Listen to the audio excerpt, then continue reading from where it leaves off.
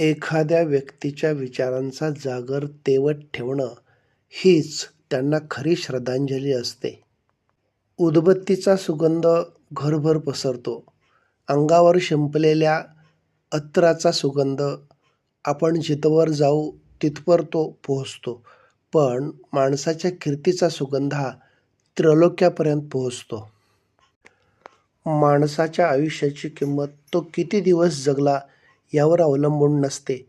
जगलेल्या आयुष्यामध्ये त्याने किती लोकांचे अश्रू पुसण्याचा प्रयत्न केला, किती लोकांना आधाराचा हात दिला, किती लोकांना मायेची ऊब दिली, यावर त्याचं मूल्य अवलंबून असतं.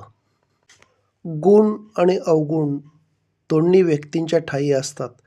जे अवगुणांची जोपासना करतात ते असुरी प्रवृत्तीचे होतात आणि जे सद्गुणांची जोपासना करतात ते नारायण बनून राहतात.